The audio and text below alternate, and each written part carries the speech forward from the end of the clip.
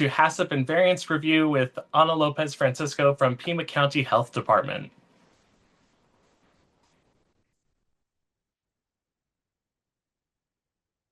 Ana, are you there? Hey Jake, one second. Let's see. We need to make Anna co-host, so one moment. Sure.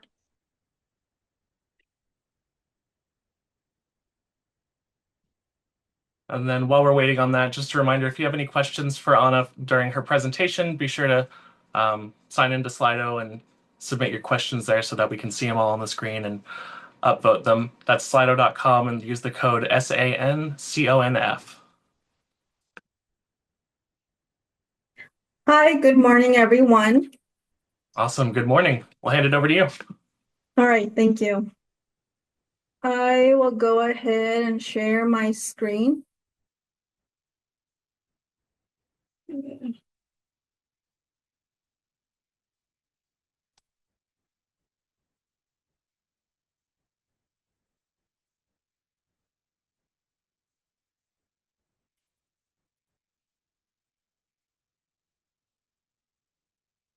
Okay.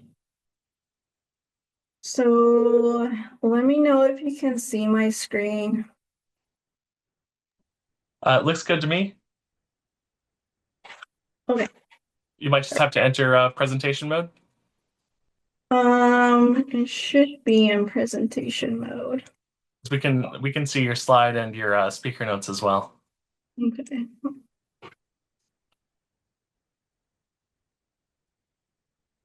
Let's see, just give me a second here.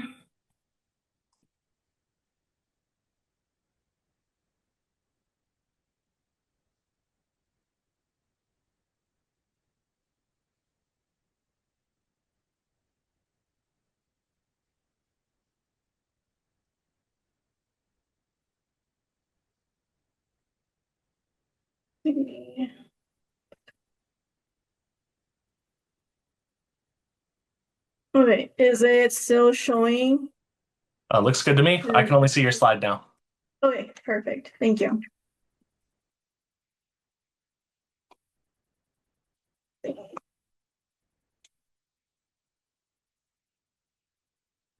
Alrighty, so thank you for joining in to this presentation, committee approach to HACCP and variance review,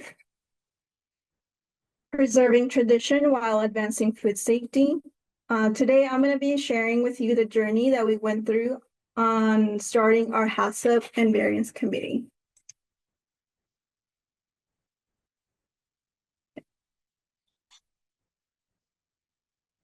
Okay.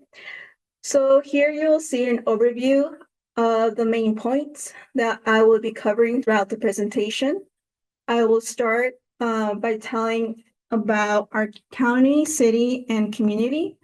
I will give you some background information on our division and the impact that our community has on us.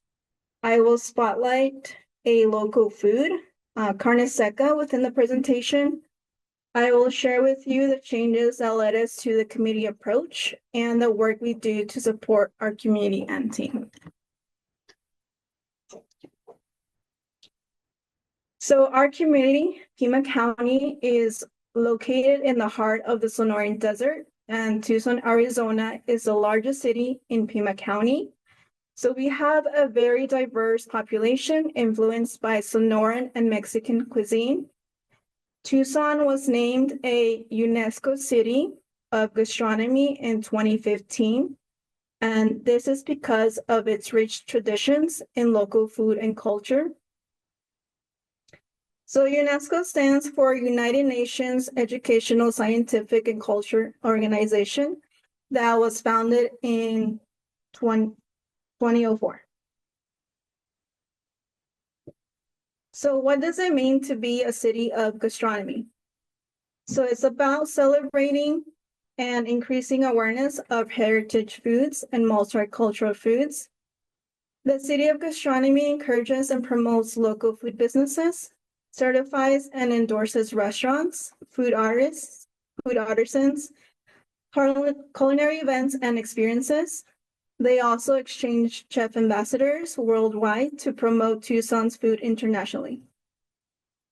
The City of Gastronomy works to strengthen and improve the local food system through advocacy, building connections, and promoting community organizations. So a little bit about our Tucson culture. As I mentioned, Pima County is the second largest county in Arizona, and its largest city, Tucson, has a population of about 600,000 people. The county thrives on a rich outdoor culture, which the City of Gastronomy supports and encourages, hosting over 100 festivals, markets, and community events that bring people from all over the world. Events like 4th Avenue Street Fair, El Tour de Tucson, the All Souls Procession, Gem and Mineral Show, and the PGA tournaments are just a few examples. So to support this vibrant culture, Consumer Health and Food Safety conducts nearly 2,000 temporary event inspections each year. Additionally, we issue around 200 variances for outdoor grilling and outer openings, bringing the outdoors into the restaurant experience while maintaining food safety.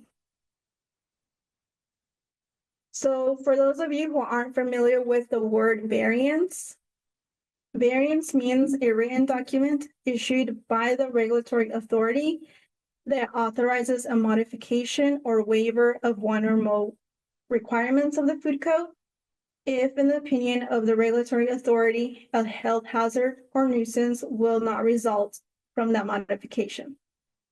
So that definition is directly from the 2013 food code, which is the food code that we use here in Pima County.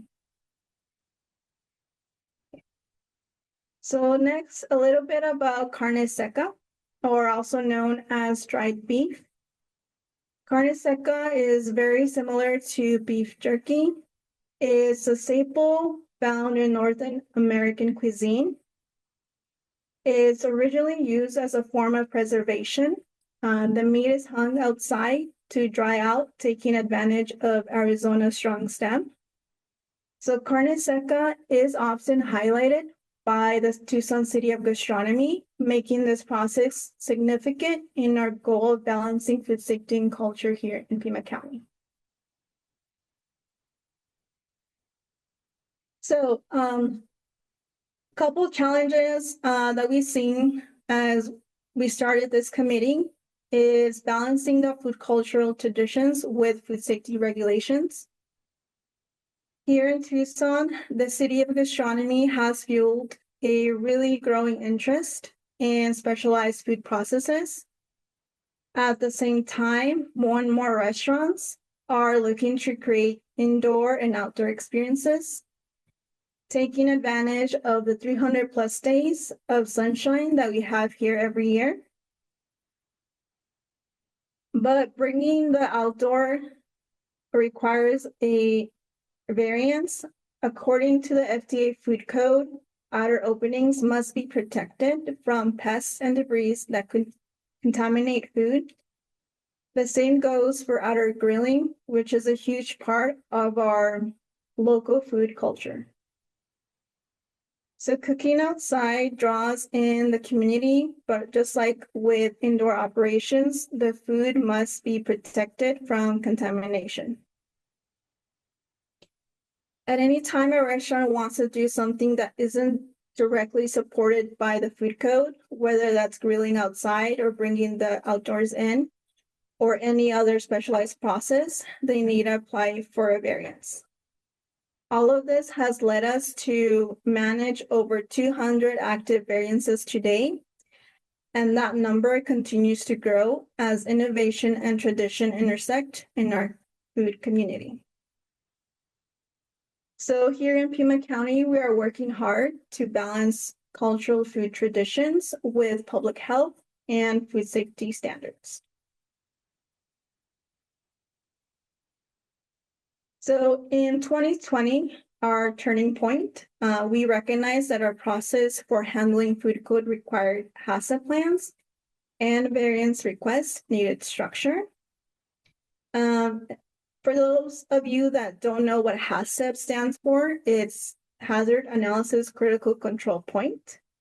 So we needed to think about the intake process, the submission, the review process, the validation and verification of food code required HACCP plans.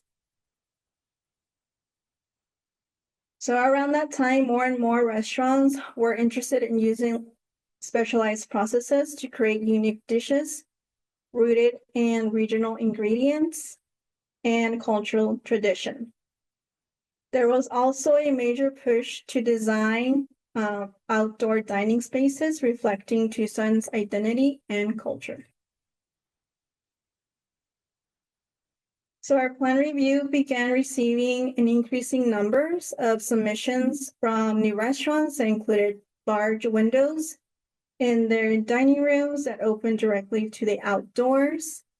While these designs were beautiful and inviting, they also raised immediate concerns about compliance with the FDA food code, which requires outer openings to be protected from pests and environmental contaminants. At the same time, our inspectors in the field were noticing that outdoor grilling was becoming more common and often happening without an approved variance. We had a lot of operators that were usually unaware that their setup didn't meet food safety standards and that they needed a variance to begin with.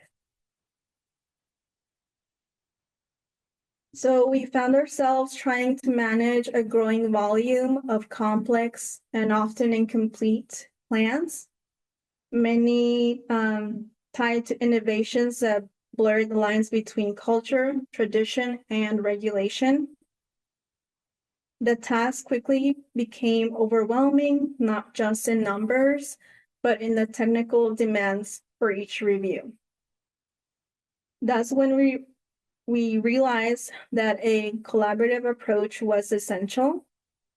We needed multiple perspectives, such as plan reviewers, inspectors, supervisors, and outside experts, including food processing authorities and academic partners, had to come together to ensure consistency, clarity, and quality in the review process.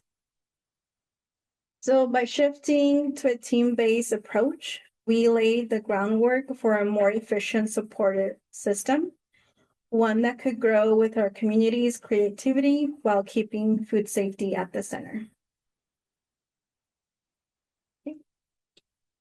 So next, I'll be talking about our intake and submission process. So we have made some significant improvements to our intake process, from transitioning from a simple one-page paper form to a more robust online application. So the new format walks applicants through each section step by step, preventing applicants from skipping ahead or leaving important fields blank.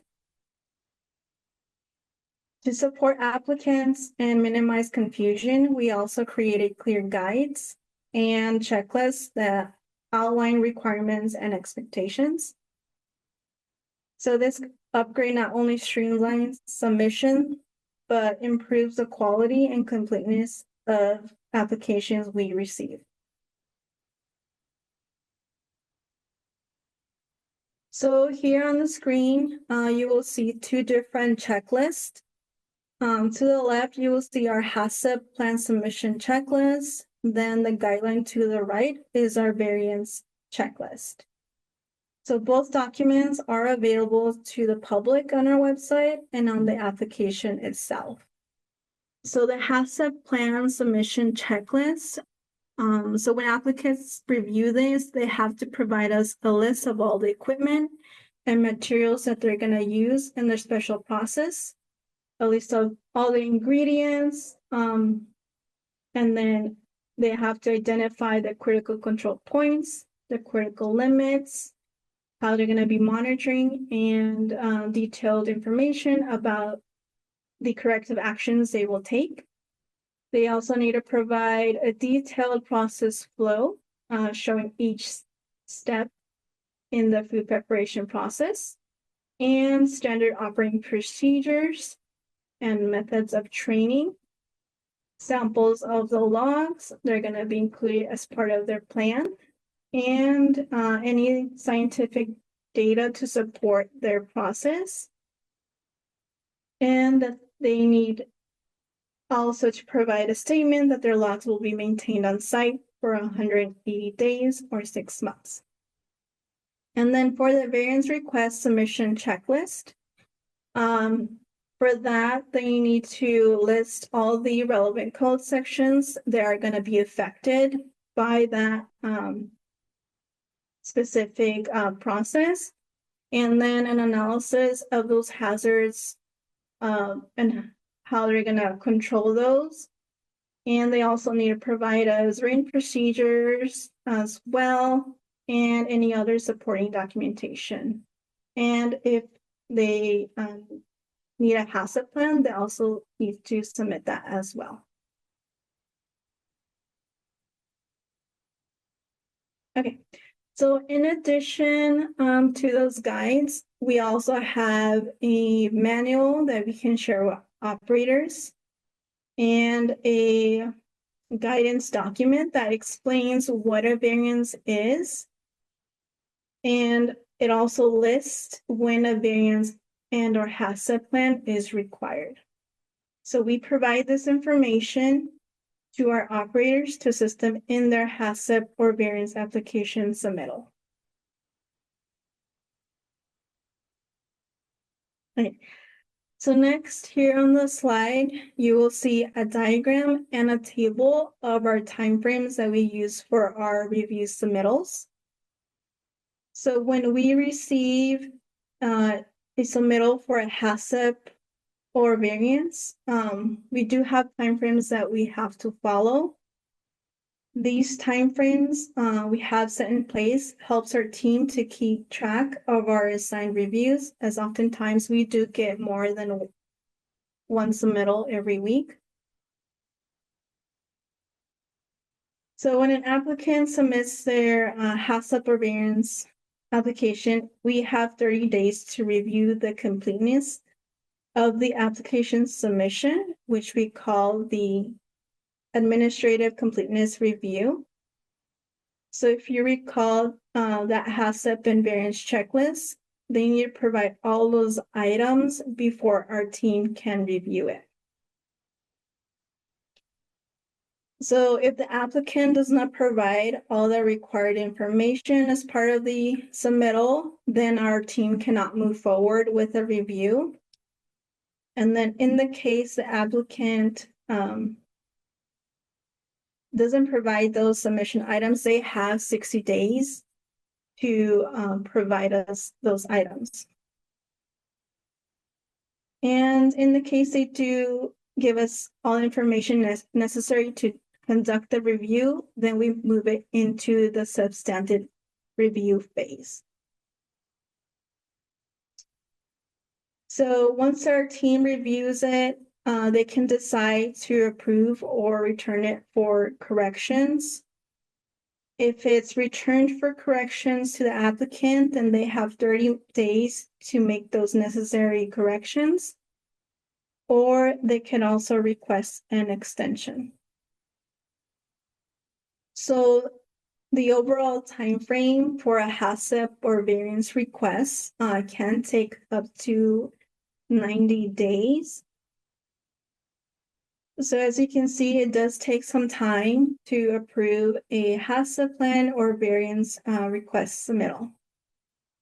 The table does also include our other timeframes for our other types of review submittals, as our team does also manage other plans.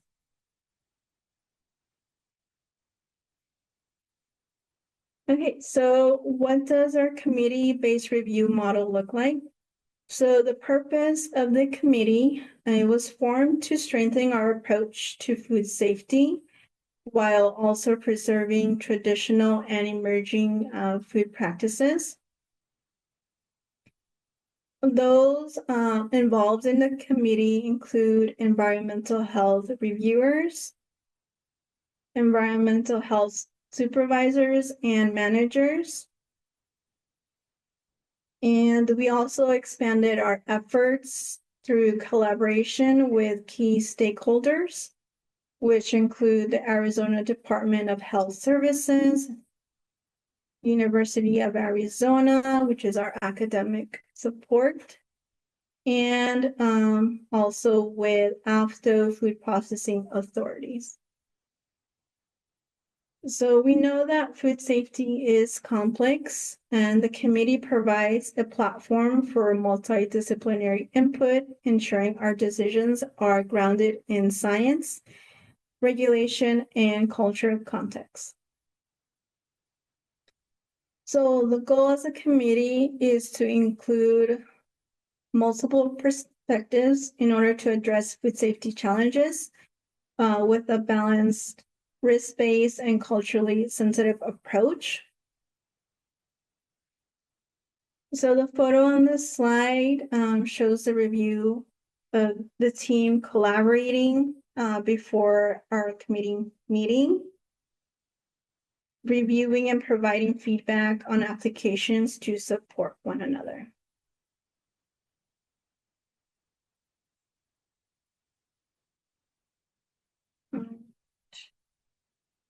Okay, so next I'll be discussing what our review process looks like. So each plan submitted is assigned to a specific reviewer. If during the review process, the facility identifies the need for a HACCP plan or variance, often due to specialized food processes or outdoor grilling, the reviewer takes on that additional role. They become the primary contact and point person for the internal committee. So the committee is made of subject matter experts who each independently review the application and its supporting documentation. After their individual assessments, the team convenes to collectively discuss the findings and come to a consensus on the approval or the next steps. So this collaborative process ensures consistency, accountability, and thorough evaluation of all plans that require more complex food safety considerations. So as a committee, we use Microsoft Teams to track and see all our team's input, findings, and any other feedback from each member. With using Microsoft Teams, we can see everyone's comments directly on the documents instead of sending emails back and forth to each other.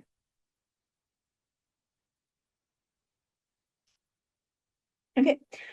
So I'll be going over the validation part of our review. So validation is a component of verification, which focuses on collecting and evaluating scientific and technical information to determine if the HACCP system will effectively control the hazards. So it's important for applicants to understand that developing a HACCP plan for a specialized process is a technical task that often requires expertise beyond what regulatory agencies can offer during a review. So we do strongly encourage them to work with a food processing authority. So these are experts trained to validate food safety processes and ensure that the science supports the control measures outlined in the plan. So utilizing a food processing authority also expedites review timeframes, leading to faster approval. So our role during the regulatory review is not to validate the food process itself. Instead, we're checking that the submitted plan aligns with the requirements in the FDA Food Code. Unless the FDA Food Code specifically provides guidance for validation, ultimately the responsibility should fall to the Food Processing Authority. So this helps streamline the process and ensures public safety through scientifically sound practices.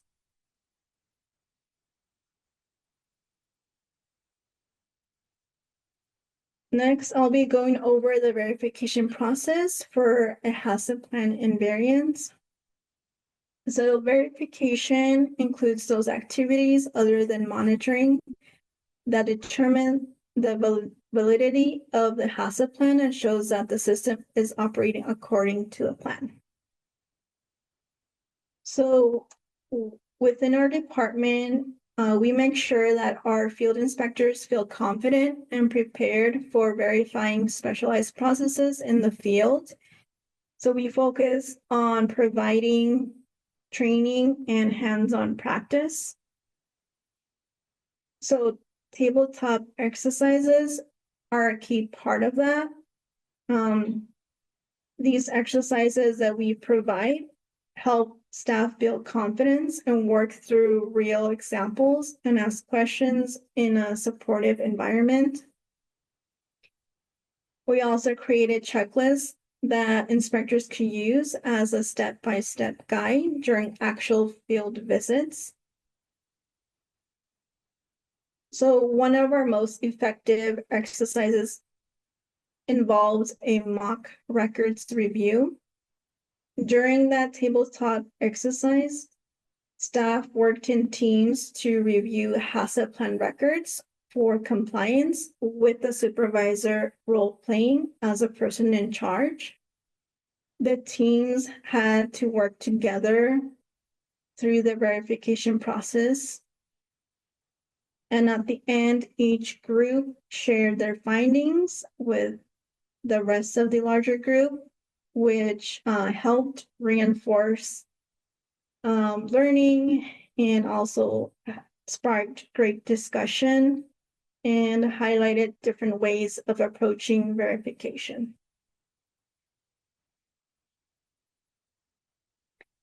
So when we first started this committee, we had a couple of challenges. One of those key challenges was an education gap. So we had to educate food processing authorities and restaurant owners on our current FDA food code, as they were not familiar with our code. That had led to extended back and forth communication and a slower than expected approval timeframes. Another significant challenge was achieving a greater diversity within our committee. Due to competing job responsibilities, we struggled to include representatives from all levels of our organization, particularly field staff who conduct routine food safety audits. Their expertise and perspectives on HACCP plans are often representative, as they are frequently unavailable due to the demands of their primary duties.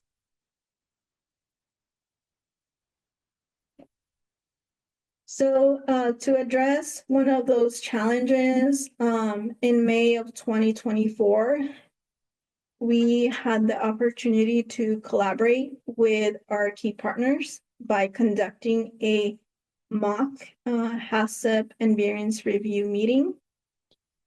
So those who attended were after registered food processing authorities, 2 departments from the University of Arizona, which included the Food Science Lab and the Agriculture Department's Food Products and Safety Lab.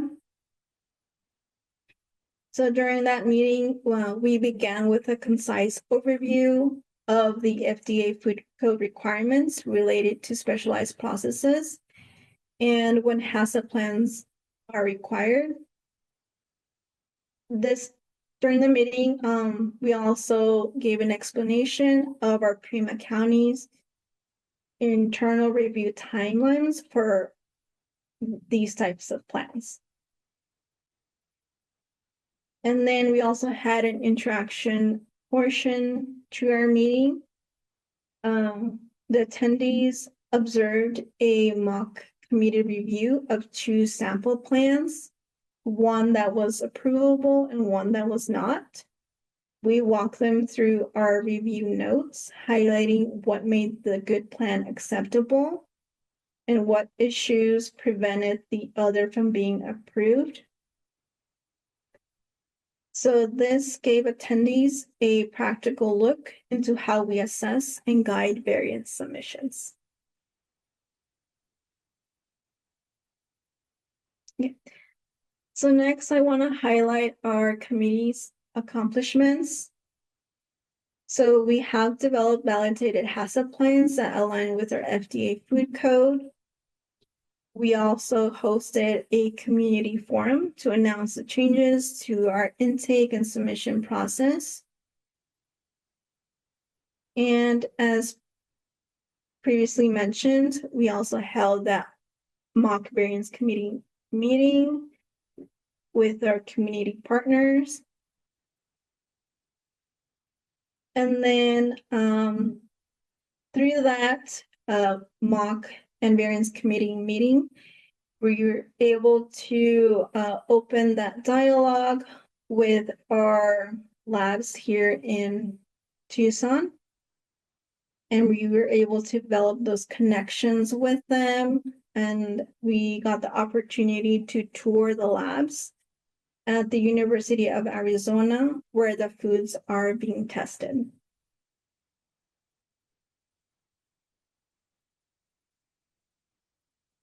Okay. So next, I just want to highlight a few of our approved submittals. So one of the many interesting submittals that we have was an approval for a retail food establishment that was conducting reduced oxygen packaging for whole and refried beans with a shelf life of 90 days under refrigeration. It's not often common that we see these in our retail food establishments, so this was a very interesting one for us.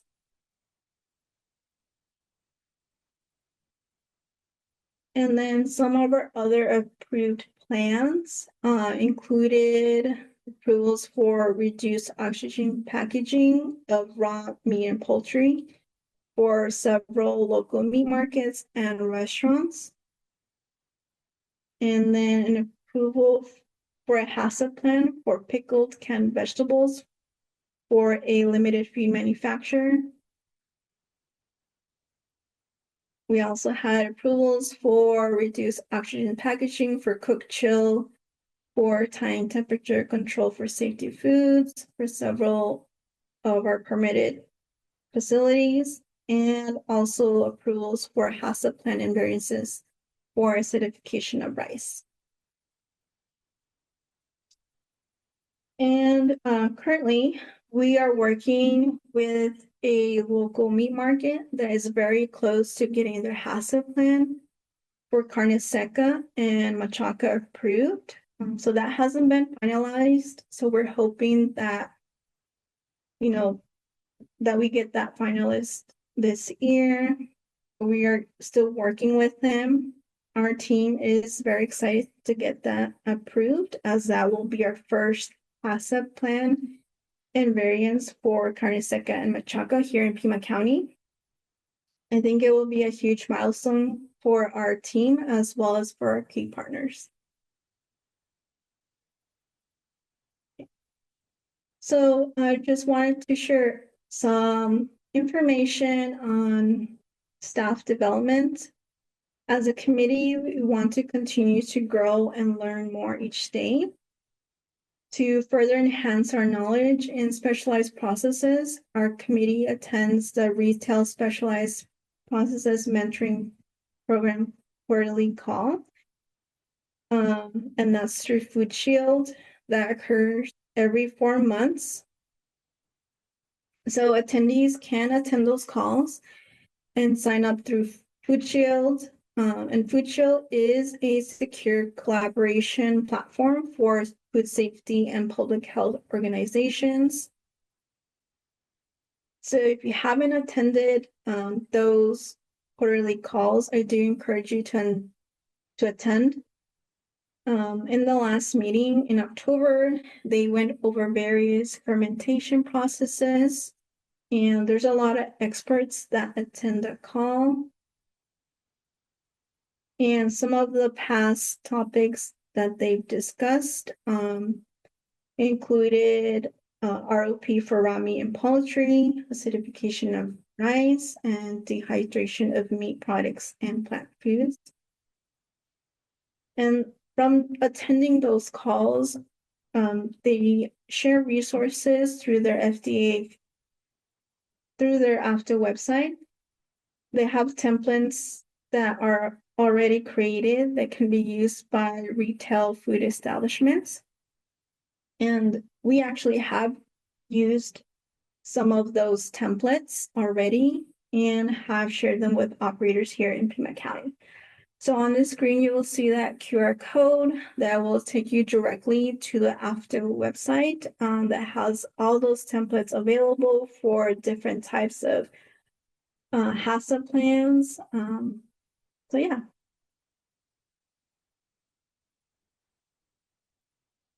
Okay. And just to summarize, what you've seen here is more than just a new process. It's a shift in mindset.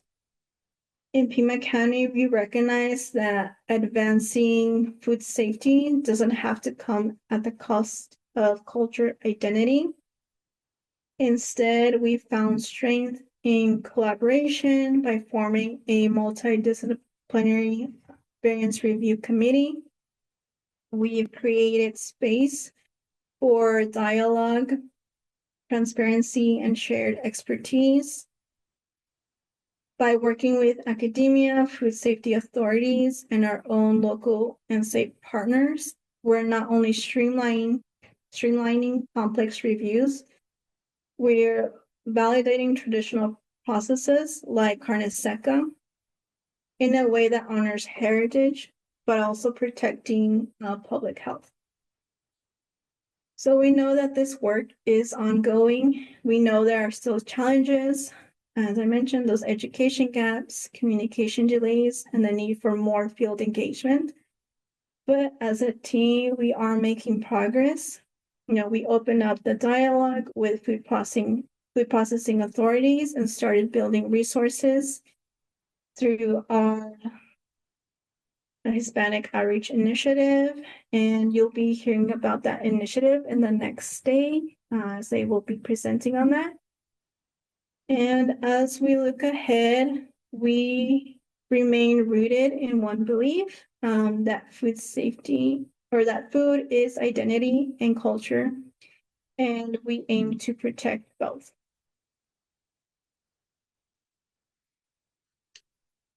So, and lastly, here you will see a lovely photo of our team as part of the HACCP and Variance Committee.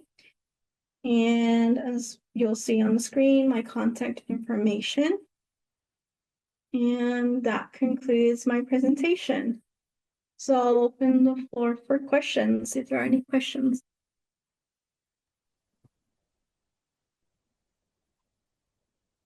Awesome. Thank you, Anna. It looks like we do have a couple questions. So the first one, how do you verify that the variance meets food safety standards? Do you validate any studies that were provided for the variance?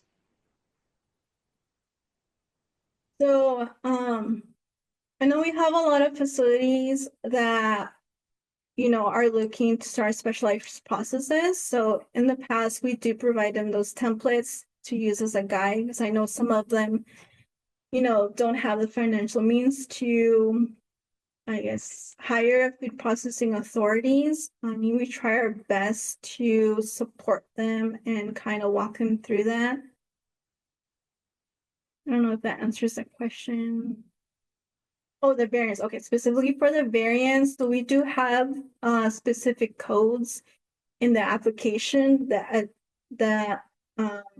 they need to address in their request for variance. So for example, like outdoor grilling, they have to have written procedures for addressing, pests, how they're going to be monitoring that, what's the process from, taking the food from the indoors to the outdoor, where are they going to be cleaning the food?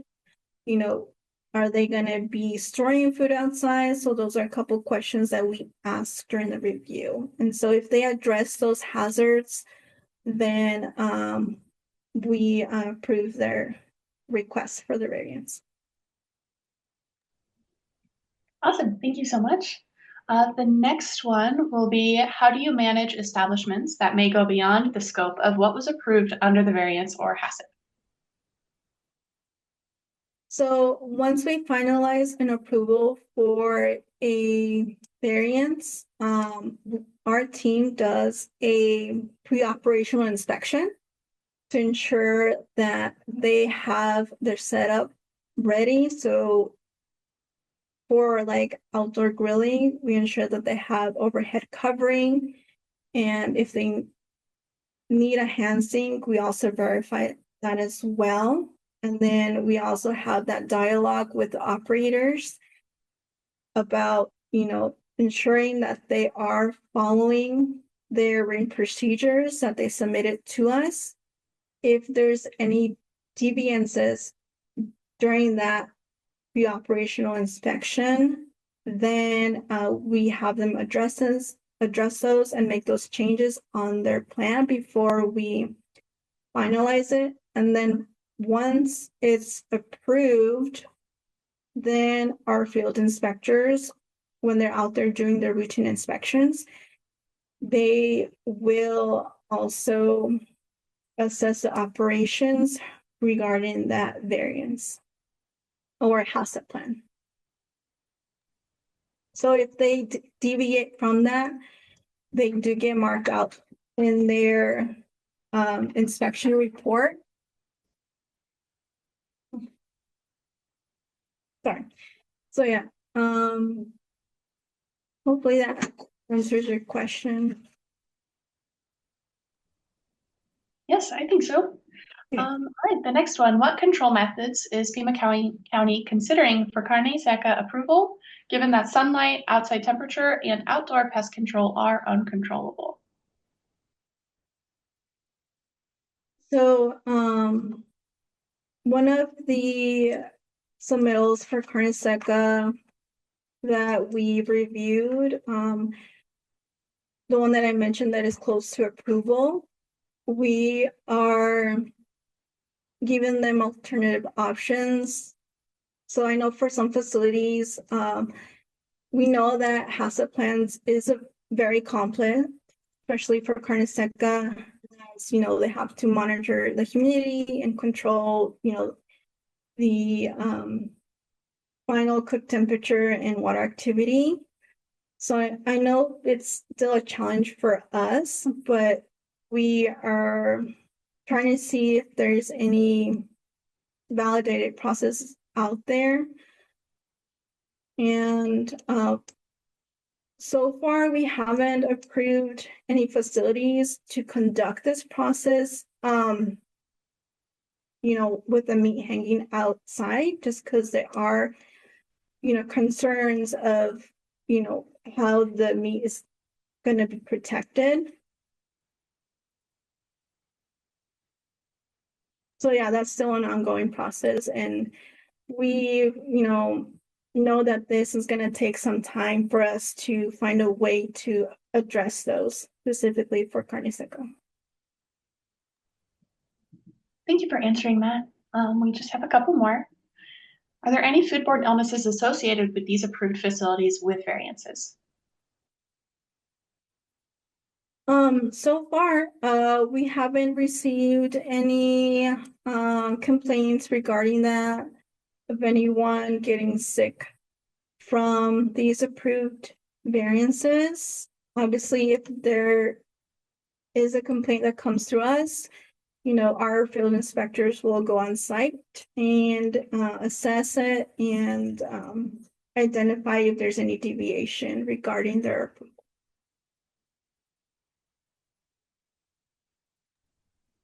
Awesome. Well, that's great news too.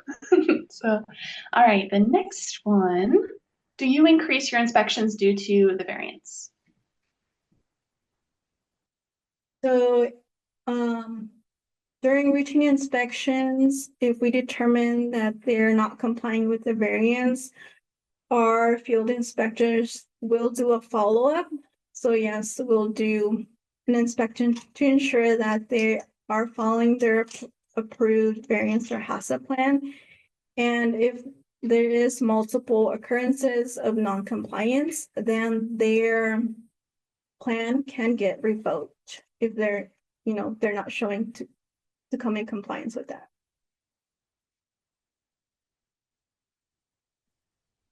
Gotcha. Thank you. It looks like there's one from the chat. How do you validate the lab's utilizing or food processing authority when processing sushi rice and or shelf-stable conformation? So here in Pima County, I think we're fortunate that the lab is, here in Tucson. So we do have that connection with the with the lab representatives. So at first, when we would get these lab reports, it was hard for us to understand and interpret the results. So oftentimes we would contact the lab and they would be, open to discussing that with us. And so one of the recommendations that we have, informed them is, providing a summary of their analysis. And so far they've been able to provide that to us. So they're the ones that are the experts. So we rely on them. And ultimately, for food processing authorities, they're also the experts. So we trust that the information that they provide to us does meet, that pH and water activity for sushi rice and shelf stability. And also in the FDA food code, there is that table that talks about, what a the ranges for being, a time temperature controlled or shelf stable product.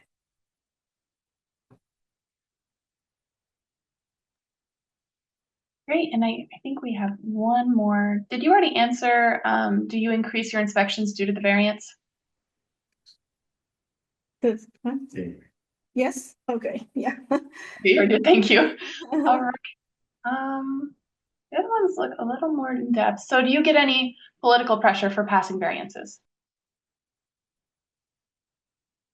So I don't deal with that part. I let my upper management level, deal with that. Obviously, we know that working at the county, there is that political pressure, but ultimately we try to ensure that any submittals that come through us is sounded in science and that it's aligns with our food code requirements. Awesome. Well, thank you, Anna. There were 3 questions that we didn't quite get to, or maybe just 2. So I will email you with those and we'll hopefully get back to all of our members. Thank you so much. All right, thank you.